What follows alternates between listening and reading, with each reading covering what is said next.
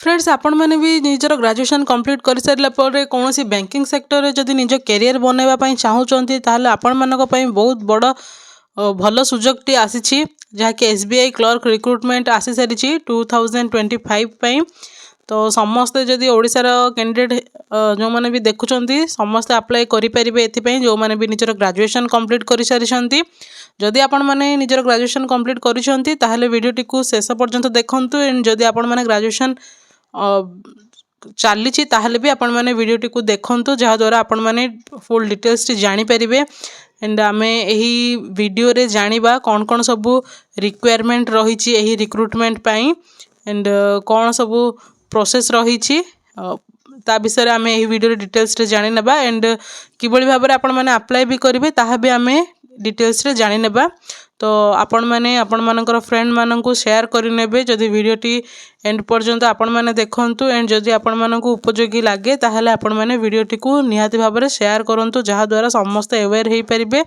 And जो मैंने भी बैंकिंग सेक्टर में निजर कैरियर बनवाई चाहूँगी से मैंने यही जॉब पाई अप्लाई करें तो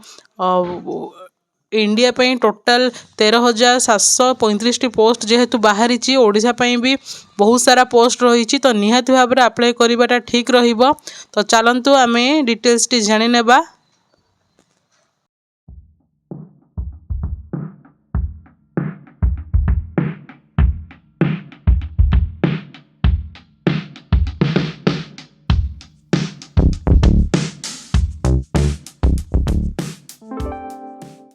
हेलो फ्रेंड्स नमस्कार जय जगन्नाथ आपण मानक आम YouTube channel join to job रे बहुत बहुत स्वागत जनाऊँ।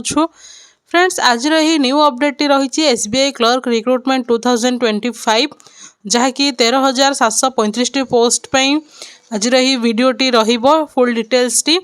तो फ्रेंड्स आपण मैंने जदि आम चैनल को प्रथम थर कर आछंती ताहले चैनल को सब्सक्राइब करेंगे एंड पाखरे थिबा बेल आइकन को मध्य ऑन रखिबे। चलंतु डिटेल्स टी देखि नेबा। SBI clerk recruitment आसी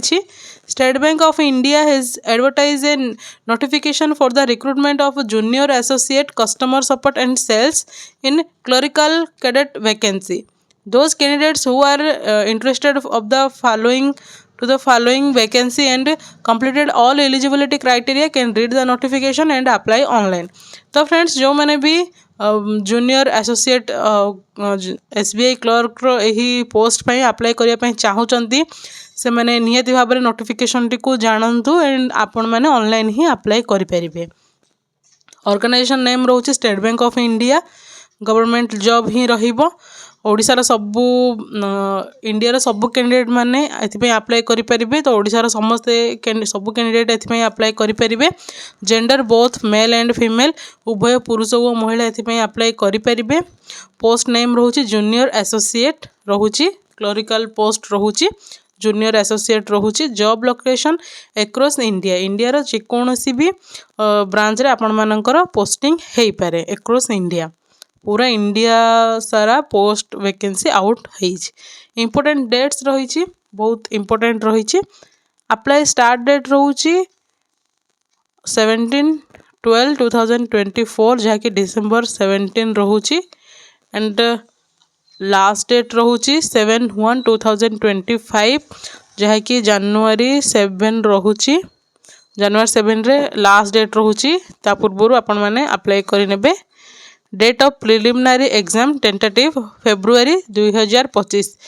आपण मानकर प्रथम एग्जाम टी प्रिलिमिनरी एग्जाम टा आपण मानकर 2025 रे फेब्रुआरी रे हेई जिवो एंड मेन एग्जाम भी आपण मानकर एठी मार्च एप्रिल रे 2025 रो एठी आपण मानकर एग्जाम मध्य हेई जिवो जहा कि बहुत शीघ्र ही हेई जिवो। अप्लाई मोड रही थ्रू ऑनलाइन आपण मैंने एथिपई ऑनलाइन ही अप्लाई करें आराम से घरे बसी निज फोन माध्यम ही अप्लाई करें तो आम से डिटेल्स टी भी जानी नेबा। प्रथम नोटिफिकेशन टाको डिटेल्स रे देखि नेबा तो वैकेंसी डिटेल्स देखि नेबा। प्रथम रही गुजरात रही 1063 पोस्ट रही आंध्र प्रदेश रही 50 कर्नाटक 50 रही मध्य प्रदेश रही 1370 पोस्ट छत्तीसगढ़ 483 पोस्ट रही देन ओडिशा रही 362 पोस्ट तो बहुत भल पोस्ट रही निहाती भाव में अप्लाई करंतु 362टी पोस्ट पे निहाती भाव अप्लाई करूँ। हरियाणा रही 306टी, जम्मू एंड काश्मीर 141 एंड हिमाचल प्रदेश रही 170टी, चंडीगढ़ रही 32, लद्दाख रही 32, पंजाब रही 569 रही एंड तमिलनाडु रही 336, पुदुचेरी रही 4टी पोस्ट रही, तेलंगाना 342टी, राजस्थान रही 445टी पोस्ट रही एंड वेस्ट बेंगल रही 1254टी पोस्ट रही एंड अंडमान एंड निकोबर द्वीपपुंज रही आइलैंड रही 70टी पोस्ट रही एंड सिक्किम रही 56टी पोस्ट, उत्तर प्रदेश यूपी रही 1894टी पोस्ट एंड महाराष्ट्र रही 1163टी पोस्ट रही, गोवा रही 20टी, दिल्ली रही 343टी, उत्तराखंड अच्छी 316टी, अरुणाचल प्रदेश रही 66टी पोस्ट रही, आसाम 311टी पोस्ट अच्छी, मणिपुर रही 55टी एंड मेघालय अच्छी 85, मिजोराम रही 40टी रही, नागालैंड रही 70टी, त्रिपुरा 65, बिहार 1111, झारखंड 676 एंड केरला 426, लक्षद्वीप 2टी पोस्ट रही। तो यही भाव में बहुत सारा पोस्ट एठी रही। तो आपण मैंने ये देखिपे एंड ओडिशा एठी 362टी पोस्ट रही। तो ओडिशा बहुत भल पोस्ट रही। तो निहाती भाव में समस्ते अप्लाई करें, जो मानकर भी ग्रेजुएशन कंप्लीट होती तो से मैंने अप्लाई करें।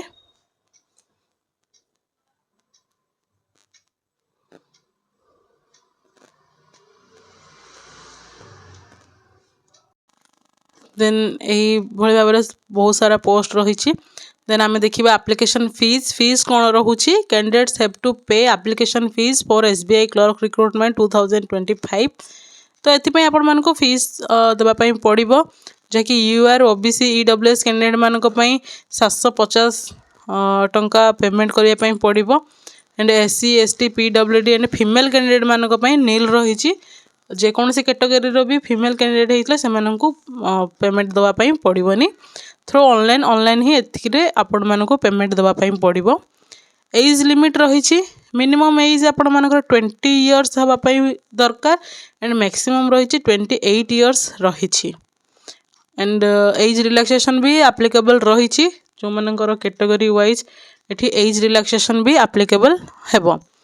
एंड एजुकेशनल क्वालिफिकेशन जहाँकि मोस्ट इम्पोर्टेंट पार्ट रही। तो graduation in any discipline from a recognised university or any equivalent qualification recognised as such by central government. तो आपण मैंने जब ग्रेजुएशन कौन सी भी डिसिप्लिन कर आपण मैंने अप्लाई करें। एंड मेन पार्ट रहा सैलरी जहाँ रही। The starting salary of SBI clerk is around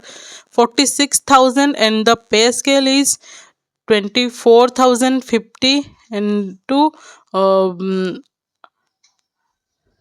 then एठी बहुत सारा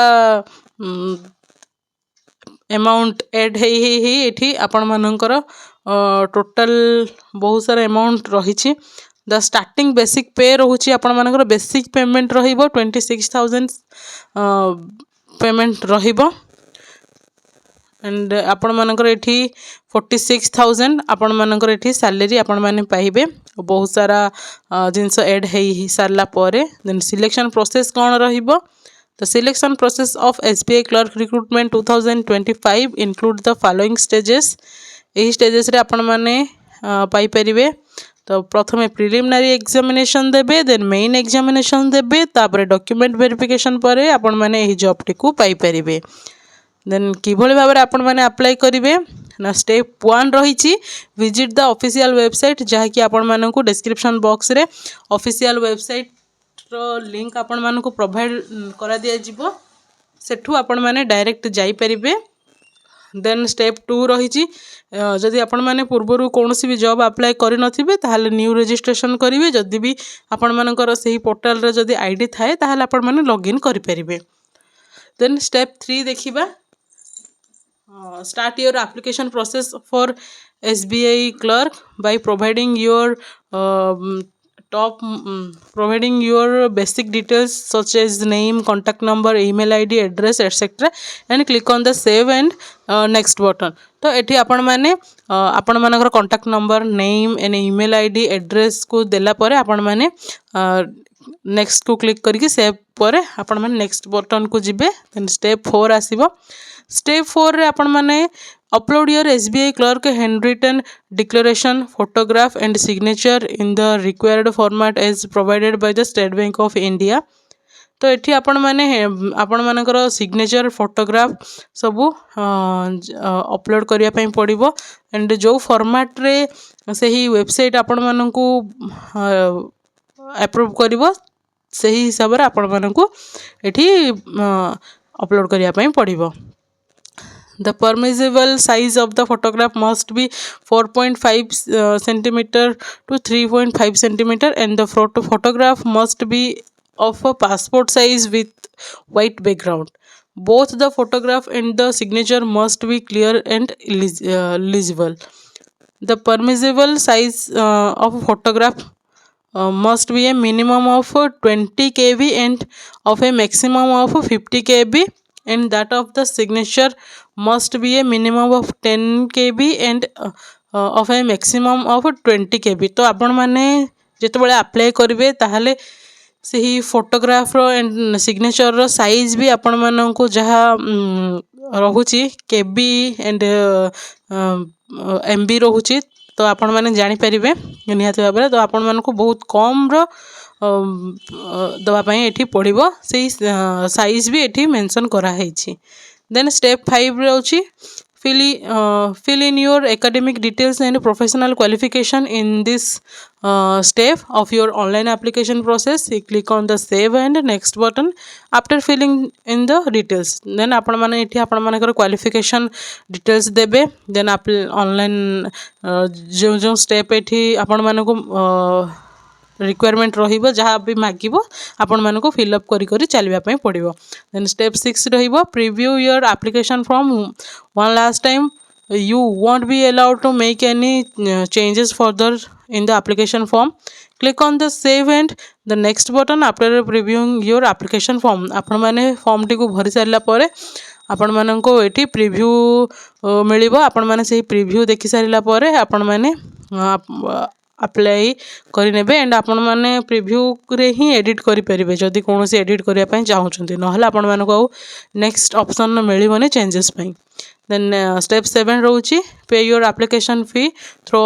an online option that means through credit card or debit card net banking द्वारा आपण माने आपण मानकर एप्लिकेशन को एठी एप्लिकेशन फीस को आपण एठी पेमेंट करिवे then step 8 रहउची last step click on the submit button your application form will be submitted successfully you will be sent an email with your registration ID and password by the SBI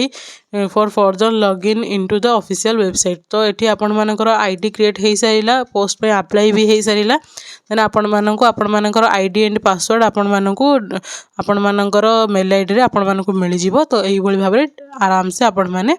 easily apply करि परिबे तो आपण माने official notification को भी निहाती भाबरे पढ़िबे जहा कि डिस्क्रिप्शन बॉक्स रे आपण मानकु मिली जिवो तो यह थिला फुल डिटेल्स टी जदी किछि डाउट थाए ताहाले कमेंट सेक्शन रे जणाइबे एंड वीडियो टी बहु माध्यम रे शेयर मध्य करंतु जहा द्वारा समस्त ए जॉब टी पई अप्लाई करि परिबे जेहेतु ओनली ग्रेजुएशन कैंडिडेट माने अप्लाई करि परिबे तो बहुत सारा एमिति कैंडिडेट थिबे तो निहाती भाबरे समस्त सहित वीडियो टी शेयर करंतु तो फ्रेंड्स आमे एई भली भाबरे न्यू वीडियो रे देखा हबा न्यू जॉब रो न्यू अपडेट रे किबा न्यू इन्फॉर्मेटिव वीडियो रे पुनी देखा हबा से पर्यंत रहउछु नमस्कार जय हिंद।